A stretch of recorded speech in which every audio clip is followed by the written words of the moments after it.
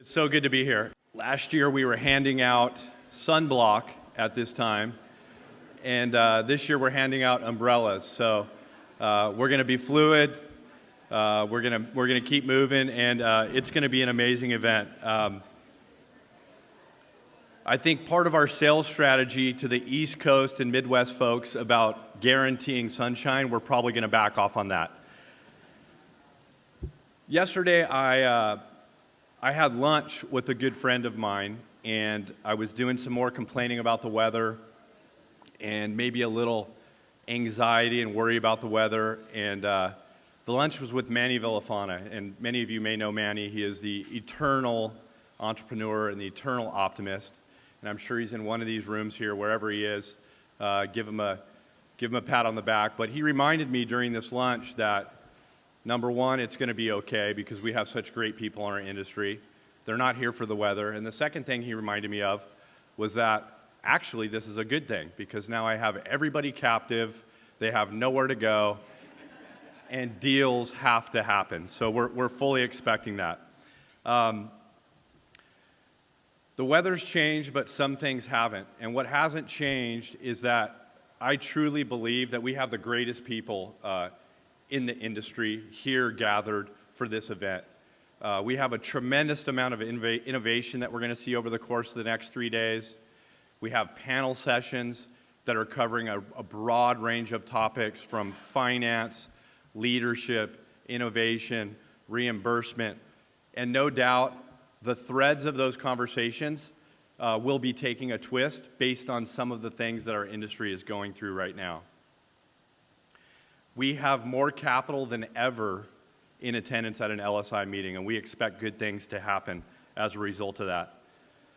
4.5 years ago, we didn't have this event to come to, and here we are, and the growth of this event truly is a credit to our industry. It's a credit to the people that are here, all of you, not only in this track, but in the other tracks that show up for an event like this.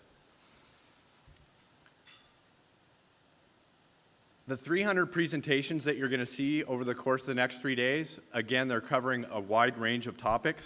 But the thing that has been fascinating to me was a report that I got this morning, and it was from my team. I asked them, how many partnering meetings do we have lined up? And they gave me a number just over 3,200.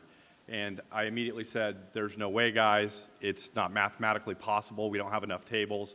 There are not that many meetings. They went back, and they came, and they said, look, don't forget, we have an overflow option in the app. And so I would ask everybody, as you're walking around this event over the course of the next 3 days, when you see people in the nooks and crannies of this hotel, in the restaurants, in different areas, those are meetings that are set up through the app with all sides of the table that are represented here.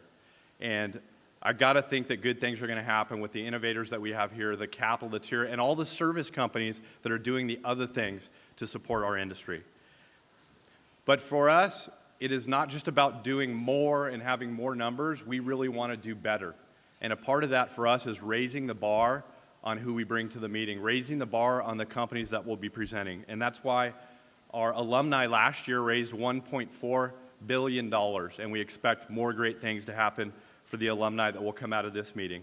It's also why we've adopted this unpanel philosophy, which you're going to hear about over the course of the meeting. And to us, unpanel means challenging each other. It means asking the questions that people are thinking about but maybe are afraid to say.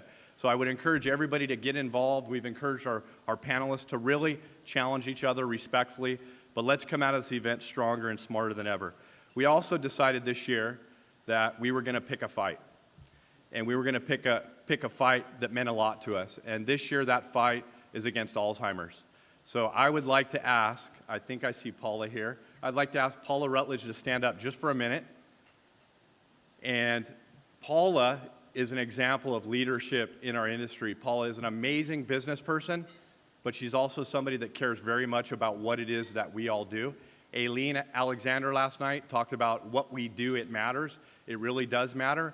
And so Paula has been raising her hand and stepping up for the last couple of years now and saying, Scott, we got to do something about this. So it's an honor. First of all, let's give Paula a round of applause.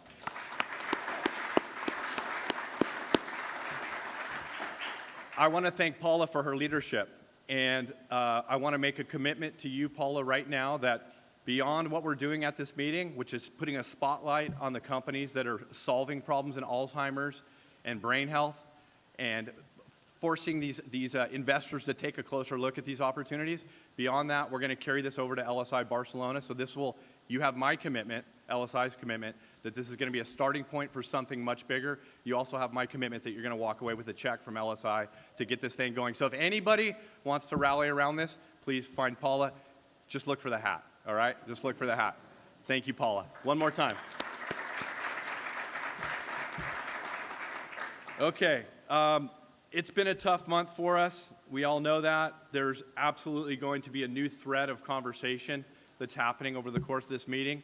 We're not going to have all the answers. This banking crisis has affected us right now. There's some uncertainty.